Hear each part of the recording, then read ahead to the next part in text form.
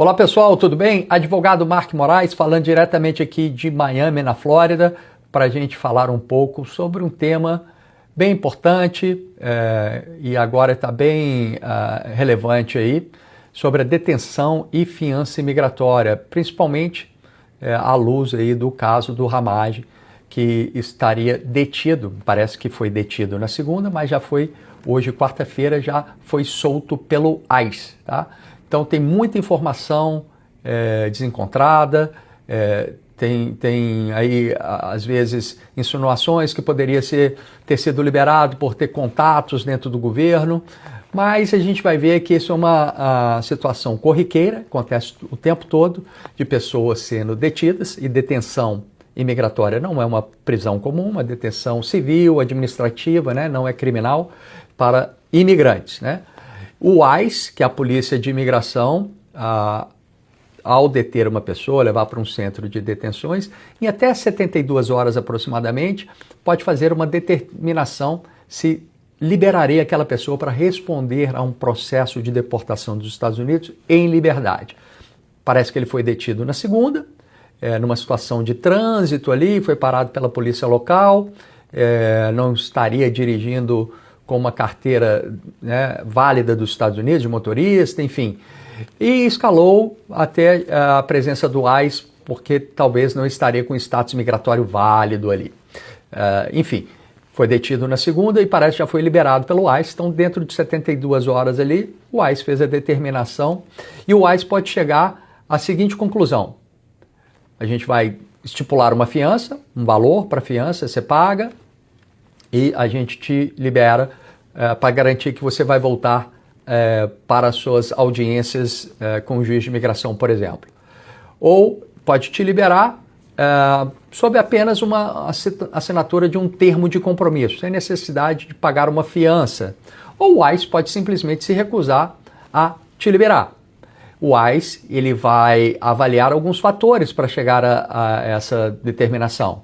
Se você é uma pessoa, um risco de fuga, tem potencial, talvez por você ter um caso fraco, que você tem qual o seu incentivo de voltar às suas audiências, porque você provavelmente tomaria uma ordem de deportação do juiz, mesmo assim, porque você tem um caso fraco. Se você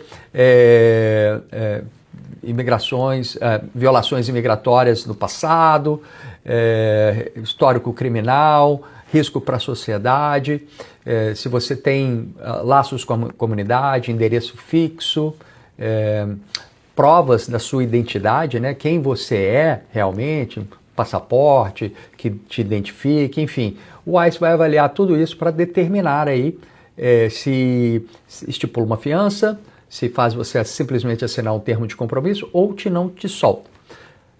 Caso o ICE chegar à conclusão de que se recusar a estipular uma fiança, ou estipulou uma fiança alta, ou não quer deixar você sair, essa pessoa ela pode pedir, né, depois que o ICE já tiver entregue ali a notícia de NTA, né, Notice to Appear, na Corte de Imigração, né, seria a denúncia. Depois que o ICE servir ali a Corte de Imigração com essa denúncia de intenção de remover essa pessoa dos Estados Unidos, essa pessoa pode pedir para um juiz de imigração revisar essa detenção e pedir para que seja solto com uma fiança, e o juiz pode determinar ali se aquela pessoa continuaria detida até os procedimentos finais ou se poderia responder a esse processo administrativo civil, tá? Processo civil administrativo em liberdade. Então, não tem nada de especial no caso, isso é corriqueiro, isso acontece no dia a dia, tá? Óbvio que responder a um processo administrativo de deportação em liberdade é muito melhor, né? Ninguém quer ficar detido.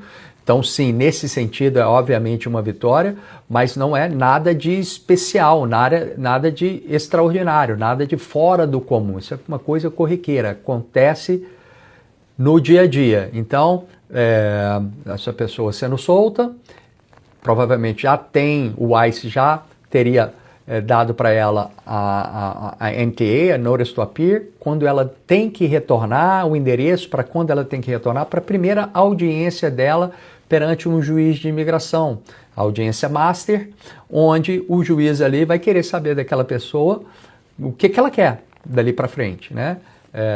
Eu quero permanecer nos Estados Unidos. Ok, mas que base você tem para permanecer nos Estados Unidos?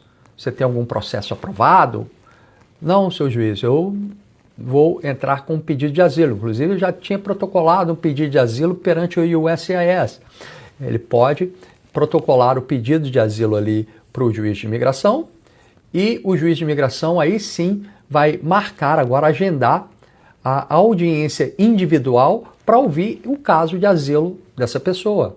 Aí vai fazer a defesa, né, o imigrante ali, de que se ele for retornar para o seu país de origem, ele sofre risco de perseguição, né, risco, integridade física, enfim, o que for, vai ser alegado ali. E qual a base dessa perseguição? Tem que ser com base ou na sua raça, opinião política, ou na sua religião, você pertence a um grupo social protegido, enfim, são 5 critérios aí, 5 características que são protegidas pelo asilo. Então, acho que de agora em diante o que vai acontecer é isso. Agora, a corte provavelmente é que tem a jurisdição sobre o caso do Hamad, e agora não mais vai ser o USCIS que vai ouvir o asilo do Hamad, vai ser na corte de imigração, e aí vai ter ali a promotoria também do ICE, indagando, questionando ali, fazendo perguntas para ver se realmente é um caso legítimo de asilo, se ela não tem nenhuma questão de inadmissibilidade para o recebimento de asilo, por exemplo, particular serious crime sério, particular, a pessoa pode ficar impedido de asilo e no caso aí, ao invés de asilo, receber uma ordem de deportação. E no caso aí o juiz pode até, inclusive, eu te dou uma ordem de deportação, mas eu vou suspender essa ordem de deportação até que as coisas fiquem mais seguras para você retornar para o seu país, tá? Então é isso aí, a detenção e fiança imigratória, rapidamente é apenas um sumário, principalmente aí relacionado a essa situação, porque eu tenho visto aí muitos jornalistas falando coisas que não está tecnicamente correta, tá bom? É isso aí, pessoal. Muito obrigado, um abraço e até a próxima.